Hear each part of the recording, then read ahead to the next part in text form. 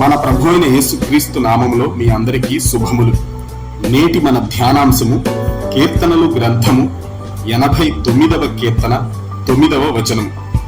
సముద్రపు పొంగు నడచువాడవు నీవే, దాని తరంగములు లేచినప్పుడు నీవు వాటిని అణచివేయుచున్నావు. ప్రియ దేవుని బిడ్డలారా, శత్రువులు మన చుట్టూ ఉన్న ప్రపంచములో జీవించే జనులలో ఎక్కువ శాతం మందికి ఉంటారు. శత్రువు వలన హాని జరుగుతుందేమోనన్న భయం శత్రువులు ఉన్న అనేక మందిలో ఉంటుంది. అయితే ఎవరైతే మన ప్రభు అయిన యేసుక్రీస్తునందు విశ్వాసముంచి ఆయనను వెంబడిస్తారో వారు శత్రువుల వలన భయపడనవసరం లేదు. ఆయన శత్రువుల బారి నుండి మనలను రక్షించే దేవుడు.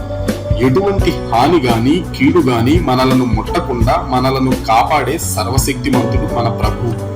మనం చదువుకున్నటువంటి వాక్య భాగాన్ని చూస్తే, సముద్రపు పొంగు నడచువాడవు నీవే, దాని తరంగములు లేచినప్పుడు నీవు వాటిని అణచివేయుచున్నావు.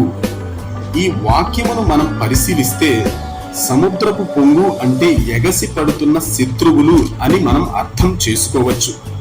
మనలను నాశనము చేయాలని పొంగిపోతున్న మన శత్రువుల పొంగును అణచువాడు మన ప్రభు అయిన యేసుక్రీస్తు.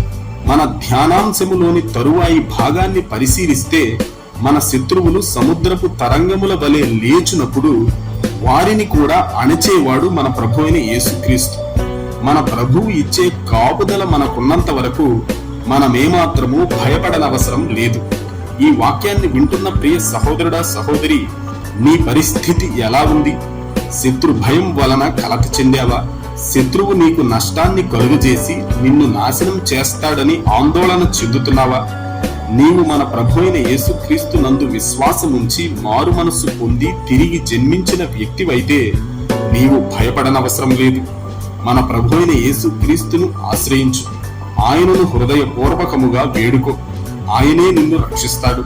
నీ శత్రువుల వలన నీకు ఎటువంటి హాని జరగకుండానట్లుగా, ఎటువంటి నష్టము జరగకుండానట్లుగా నిన్ను కాచి కాపాడతాడు. నిన్ను నాశనము చేయాలన్న నీ శత్రువు యొక్క హృదయాలోచనలు నెరవేరకుండా చేస్తాడు. కాబట్టి నీవు మన ప్రభువునందు విశ్వాసముంచి ఆయనను పూర్ణ హృదయముతో వెంబడించు. ఆయన ఇచ్చే రక్షణను, విడుదలను, సంపూర్ణమైన సమాధానమును పొందుకో. ఆ విధంగా జీవించడానికి ఈ వీడియోను చూస్తున్న వారందరికీ మన ప్రభు అయిన యేసుక్రీస్తు సహాయము చేయునుగాక. ఆమేన్.